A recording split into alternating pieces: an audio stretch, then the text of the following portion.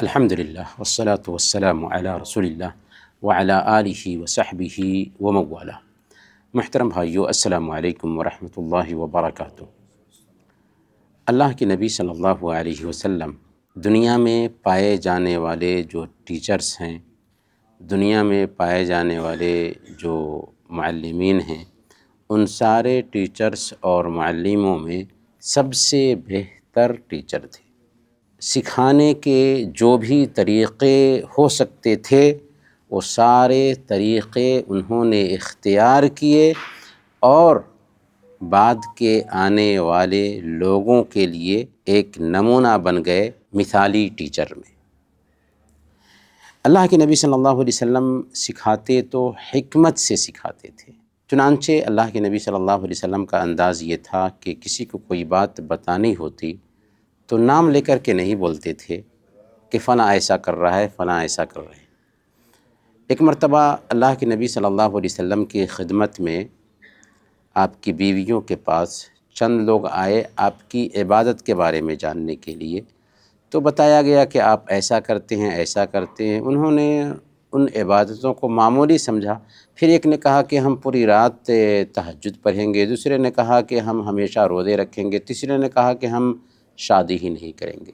اللہ کے نبی صلی اللہ علیہ وسلم کو جب پتہ چلا تو آپ نے ایک ایک کا نام لے کر کے کچھ نہیں بیان کیا، بلکہ کہا کہ کیا ہو گیا ہے لوگوں کو کہ ایسی ایسی باتیں کرتے ہیں۔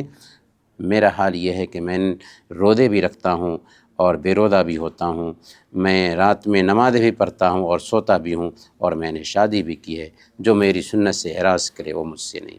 تو یہاں پر نام لے کر کے نہیں تنبیہ کی۔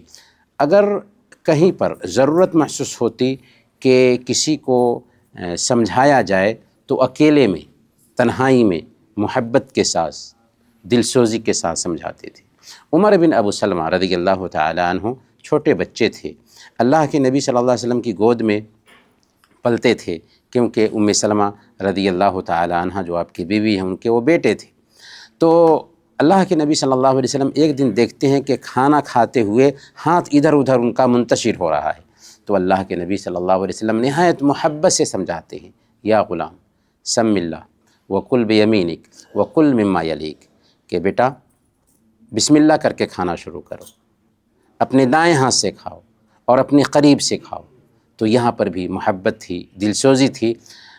عمر بن ابی سلمہ رضی اللہ تعالیٰ عنہ کہتے ہیں کہ فما زالت تلک طعمتی بعد، اس کے بعد ہمارے کھانے کا یہی انداز ہو گیا۔ تو یہ تھا انداز ایک بہترین ٹیچر کا۔ اسی طریقے سے اللہ کے نبی صلی اللہ علیہ وسلم سکھانے کے جو ٹولز ہوتے تھے، جس کو ہم کہتے ہیں ایجوکیشن ریسورسز، ان سب کا استعمال کرتے تھے کہ کیسے لوگوں کو سکھایا جائے۔ چنانچہ ایک مرتبہ اللہ کے نبی صلی اللہ علیہ وسلم لوگوں کو ریشم اور سونا سے منع کرنا چاہتے ہیں، تو دائیں ہاتھ میں ریشم لیتے ہیں اور بائیں ہاتھ میں سونا لیتے ہیں، سونا ریشم اپنے ہاتھ میں رکھے ہوئے ہیں، اور دکھاتے ہوئے کہتے ہیں ان ھذین حرام علی ذکور امتی حل لاناثہم، کہ یہ دو چیزیں میری امت کے مردوں پر حرام ہیں، میری امت کی عورتوں پر حلال ہیں۔ تو یہاں پر دکھا کر کے باضابطہ سمجھایا کہ یہ دو چیزیں ہیں جو میری امت کے مردوں پر حرام ہیں اور میری امت کی عورتوں پر حلال ہے۔ اسی طریقے سے ایک مرتبہ کا واقعہ ہے، اللہ کے نبی صلی اللہ علیہ وسلم کہیں جا رہے تھے تو ایک مری ہوئی بکری دیکھی جس سے بدبو آ رہی ہے۔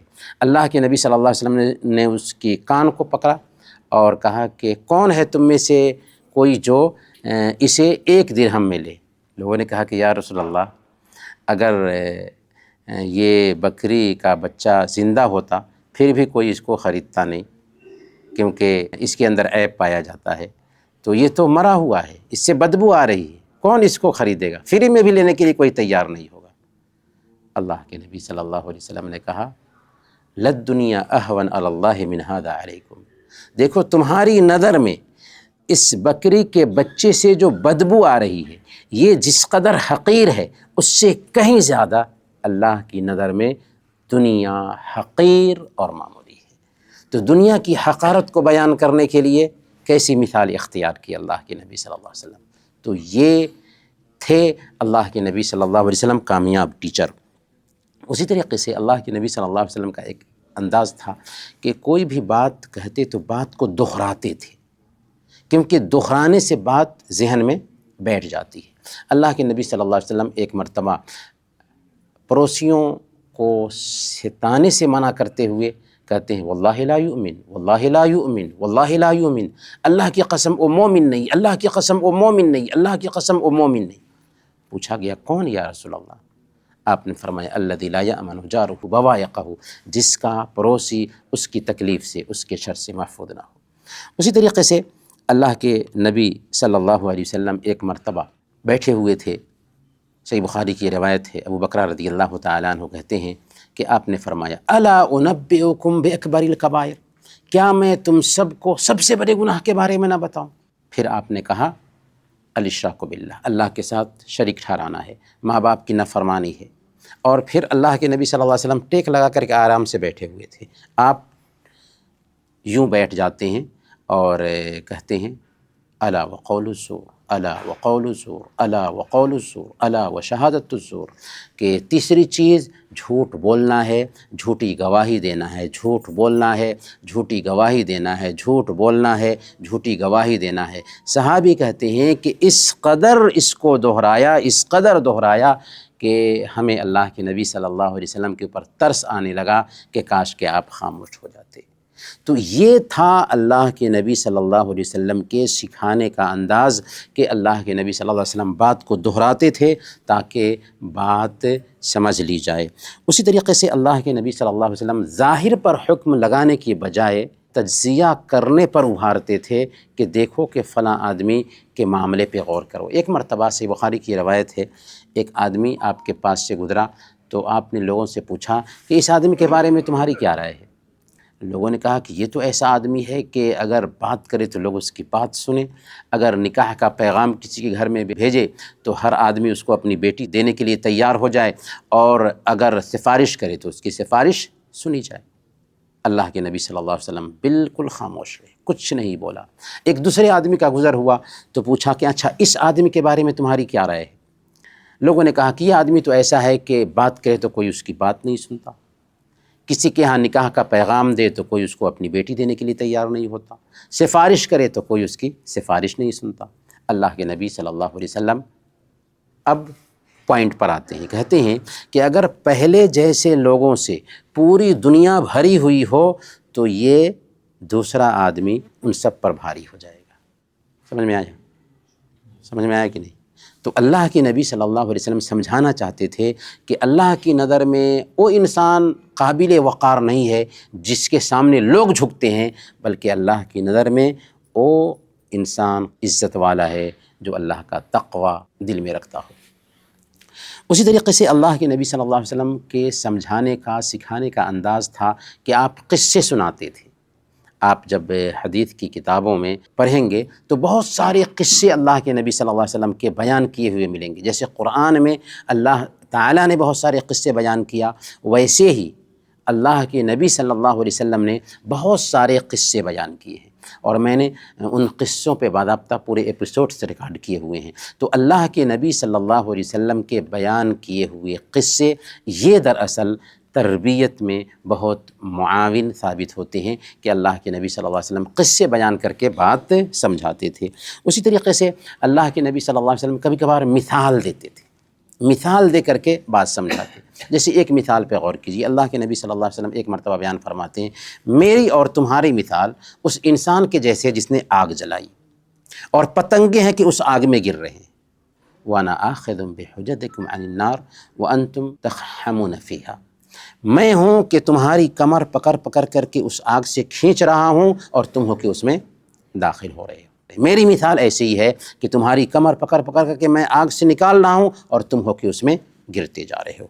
اسی طریقے سے اللہ کے نبی صلی اللہ علیہ وسلم کا ایک انداز تھا سکھانے کا کہ شوق پیدا کرتے تھے۔ ایک مرتبہ اللہ کے نبی صلی اللہ علیہ وسلم مسجد میں ہے، ایک صحابی سے کہتے ہیں کہ میں مسجد سے نکلنے سے پہلے تمہیں قرآن کی سب سے عظیم سورہ سکھاؤں گا۔ کیا کہا؟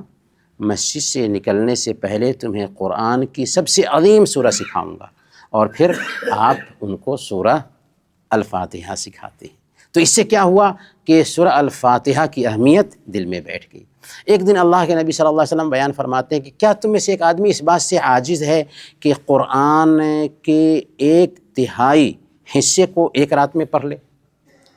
پھر اللہ کے نبی صلی اللہ علیہ وسلم نے اس صحابی کو سورہ الاخلاص سکھایا، کیونکہ یہ سورہ 1/3 قرآن کے برابر میں ہے۔